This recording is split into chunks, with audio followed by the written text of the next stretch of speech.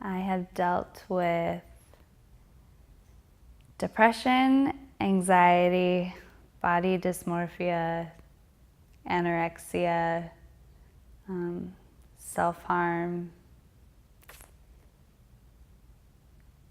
the whole shebang. My name is Dani Salerno. I'm 25 years old.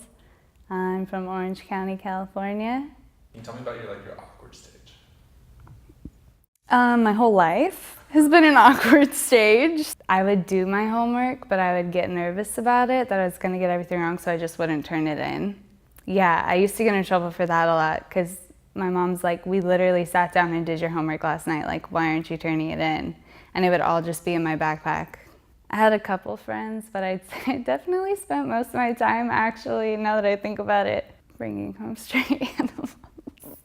Well, I got bullied a lot, so that definitely like shut me off to I don't need to be friends with any of these people. I was bullied a lot for my nose,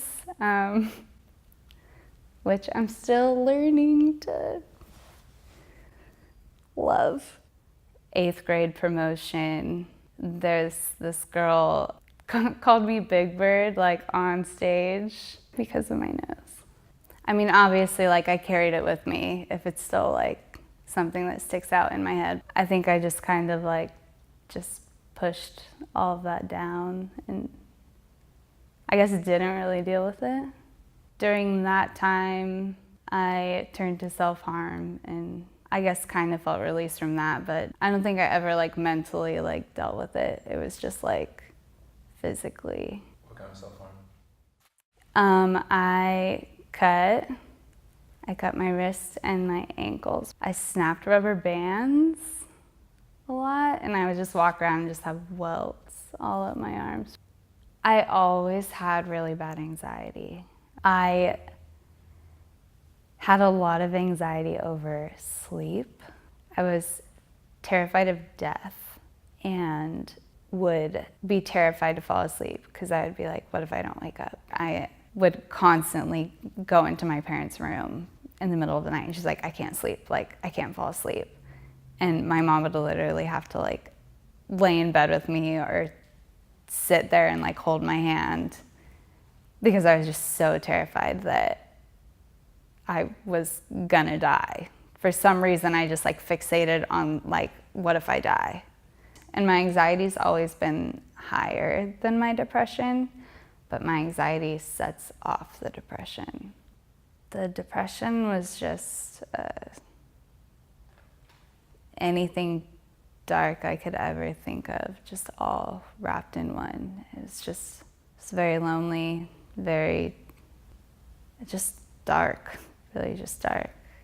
I think the depression really just like thrived on anything and everything that hurt me. I think, I know that my anxiety over death and just being so terrified of it and fixated on it, like what if I die, definitely kind of turned into like a very morbid infatuation with like wanting to die. Just having those thoughts of like, I would like be driving my car and I'm like, I could so easily just jerk the steering wheel and just be done. I wrapped a belt around my neck and just to like feel it. And I'm like, well, like what would happen if I actually did it? I think the anxiety is honestly probably what kept me from going through with any suicidal thoughts. Wow, I never thought of that.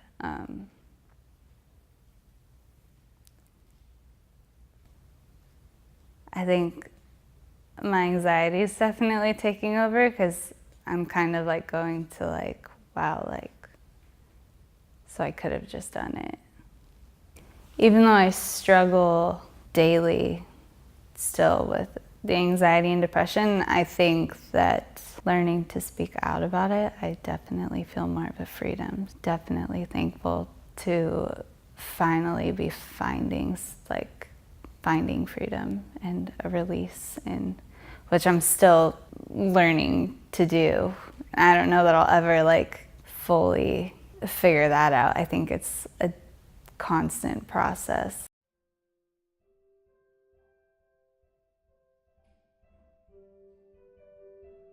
So it's actually been less than a week of me openly admitting it to people, which terrified me to ever admit it. But just knowing that I did it, I was like, wow, like, so I can actually like move forward with this and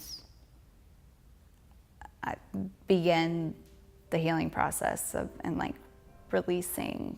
I do think that definitely started a very quick developing healing process, which will go on for a long time, but I definitely feel like within the past week since I have shared my story with them, all of these, I mean, anxiety, depression, eating disorders are huge monsters and huge tasks that you cannot handle on your own. And all of these years I attempted to handle them on my own, and clearly that didn't get me very far. I'm still learning to be open about it. Like, it's still very much so a struggle for me.